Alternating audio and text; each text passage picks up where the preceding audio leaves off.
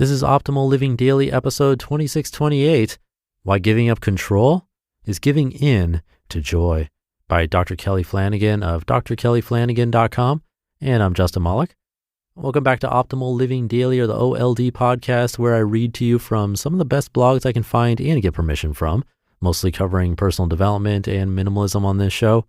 We cover other topics in the Optimal Living Daily podcast and network, which includes a bunch of other shows. Definitely subscribe to those if you like this one. Just search for Optimal Living Daily in your favorite podcast app to find all of them. And for now, let's get right to it and start optimizing your life. Why Giving Up Control is Giving In to Joy by Dr. Kelly Flanagan of drkellyflanagan.com. We think this would work better as fiction. I submitted my proposal for the second nonfiction work of a 2-book contract, and I prepared myself for a rejection, but I had not prepared myself for the encouragement to do the one thing I've always wanted to do: write a novel. It scared me. Writing a novel seemed entirely impractical. I had a plan for my career. I was first and foremost a counselor and a coach, and my nonfiction books were to be the magnet for new clients. Novels attract readers, not clients, so novels were not part of the plan.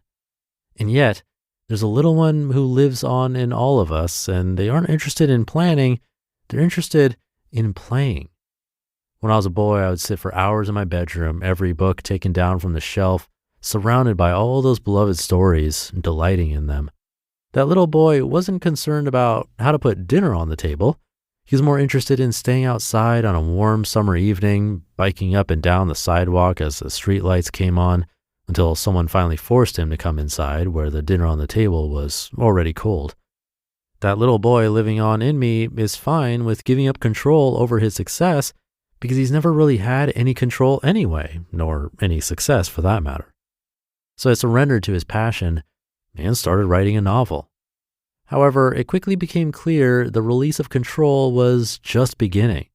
When you publish nonfiction, you're an authority figure writing about a small corner of the world in which you developed some expertise.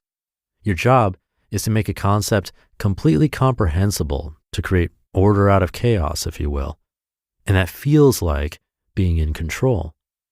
A novel, on the other hand, will gradually wrest all control from your humbled human hands. Sure, at first you have some say in the story and some power over the plot, but then you conceive of a few characters and they start wreaking havoc on your vision. As they evolve, the plot evolves with them, so the characters evolve even more and on until you can barely recognize the story that is supposed to be coming from you, but feels much more like it's coming through you. Adult me was more terrified than ever, but little me was more thrilled than ever.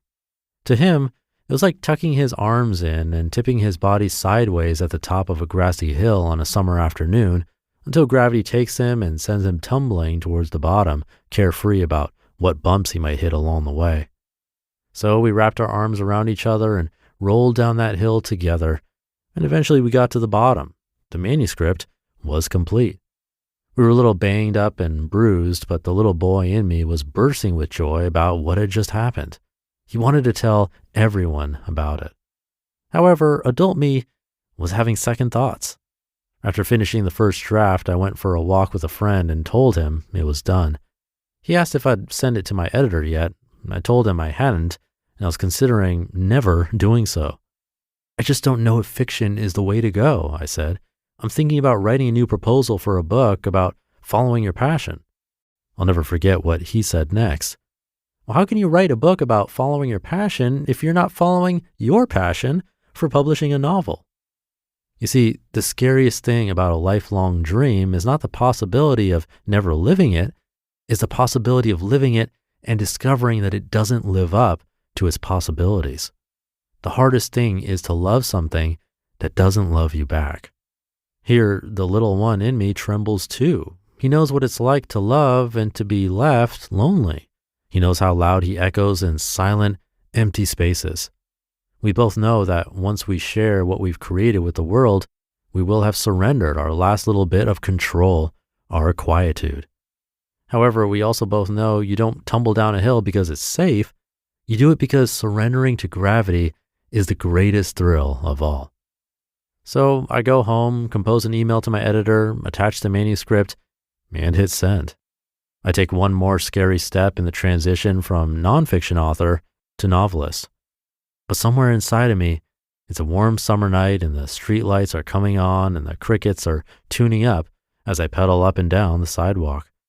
I've not a plan in my head, but I have a heart full of play. And as the sun disappears, burning beyond the western horizon, there is joy all around.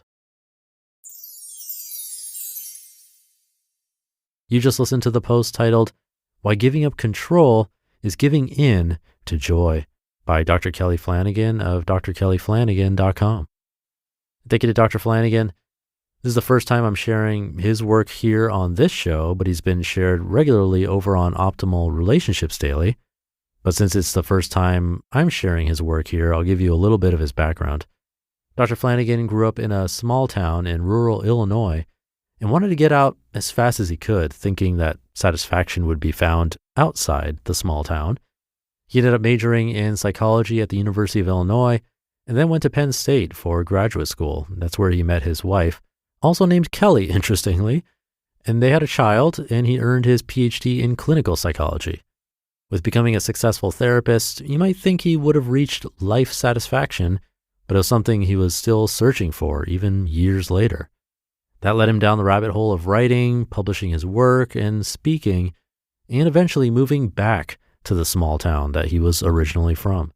He works from home, coaches from home, does some event speaking, and now feels he has more purpose, belonging, and worthiness than ever before. It's a great story. You can find Dr. Flanagan at drkellyflanagan.com, and big thanks to him for letting us share his work across all of our shows. That should do it for today. Thank you for being here. Have a great rest of your day, and I'll be back tomorrow reading to you where your optimal life awaits.